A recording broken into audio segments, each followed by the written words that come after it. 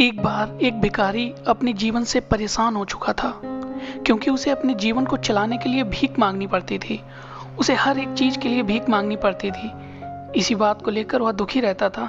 दिन भर यही सोचता था कि वह जीवन में बदलाव कैसे लाएगा, वह क्या करेगा। यह सोचकर वह निराश हो जाता था।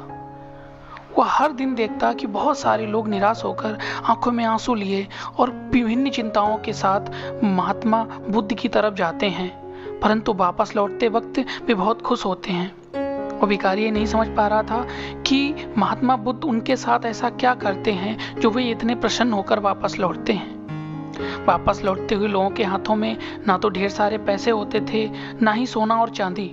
फिर ऐसा क्या होता था कि लोग बुद्ध के पास वापस आते वक्त इतना खुश होते थे। यह सब सोचकर वह भिखारी भी निर्णय लेता है कि वह महात्मा बुद्ध के पास जाएगा और देखेगा वहाँ क्या हो रहा है, क्यों दुखी लोग वहाँ जाकर जब वापस आते हैं तो खुश हो जाते हैं। वह बुद्ध से मिलने के लिए उनकी ओर चल पड़ा। जहाँ बुद्ध मौजूद थे वहाँ बहुत लंबी कतार लगी हुई थी। भिखारी भी कतार में लग गया। कतार में लगकर वह अपनी बारी का इंतजार करने लगा।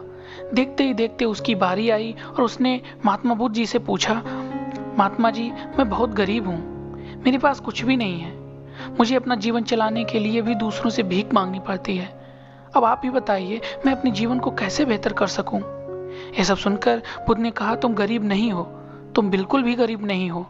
तुम्हें ऐसा लगता है क्योंकि आज तक तुमने कभी किसी की मदद नहीं की, तुमने किसी के लिए कुछ नहीं किया, ना ही तुमने किसी को कुछ दान दिया।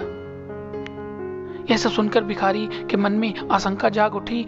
अपनी आशंका को दूर करने के लिए भिखारी ने पूछा, महात्मा जी, मैं तो एक भिखारी हूँ, मैं लोगों को दान कैसे कर सकता हूँ और कैसे लोगों की मदद कर सकता हूँ। मुझे तो खुद अपने जीवन चलाने के लिए दूसरों से भीख मांगनी पड़ती है। यह सब सुनने के बाद गौतम बुद्ध जी थोड़ी देर तक चुप रहे और फिर बोले, तुम्हारे पास हाथ हैं, तुम्हारे पास पैर हैं, तुम लोगों की सेवा कर सकते हो, दूसरों का भला कर सकते हो।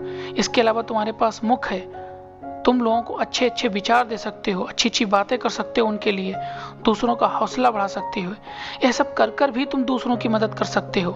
जरूरी नहीं दान सिर्फ पैसों से किया जाए, हम चाहें तो शिक्षा का भी दान कर सकते हैं, अन्न दान कर सकते हैं। ऊपर वाले ने अगर किसी को पूर्णतः अच्छा शरीर दिया है तो वह बिल्कुल भी गरीब नहीं है, वह बस दिमाग से गरीब है। उसे इस विचार से हटकर दूसरों की सेवा में लगाना चाहिए। बुद्ध की ये सब बातें सुनकर भिखारी बहुत प्रसन्न हुआ और खुश होकर वहां से मन को संतुष्ट करके वापस लौटा। इस कहानी से दोस्तों सीख मिलती है, हम सब इस बात की चिंता में समय बर्बाद कर देते हैं कि हम गरीब हैं, हमारे पास नौकरी नहीं, हमारे पास पैसा नहीं, गाड़ी नहीं है।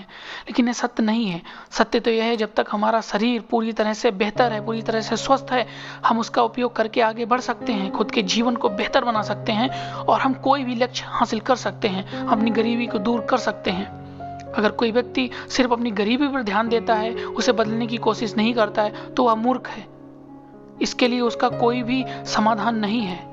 इसके अलावा हमें इस कहानी से यह भी सीख मिलती है कि दान सिर्फ धन का नहीं होता है, दान शिक्षा का होता है, भोजन का होता है, अच्छे विचारों का होता है। और इन सब चीज़ों से भी आप एक बेहतर समाज का निर्माण कर सकते हैं। आप अगर शिक्षा का दान करते हैं जिससे बहुत सारे बच्चों का भविष्य सुधर सकता है, तो बेहतर समाज बनाने के लिए धन का दान जरूरी नहीं, बल्कि शिक्षा और अच्छे विचारों का दान सर्वोपरि माना जाता है।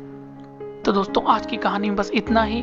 मिलते हैं अगले वीडियो में अगली कहानी के साथ, जिसमें हमें कुछ नया सीखने को मिलेगा। तब तक चैनल को सब्सक्राइब करना बिल्कुल मत भूलना, लाइक और कमेंट शेयर जरूर करना। मिलते हैं नेक्स्ट वीडियो में, तब तक के लिए जय हिंद, जय भारत।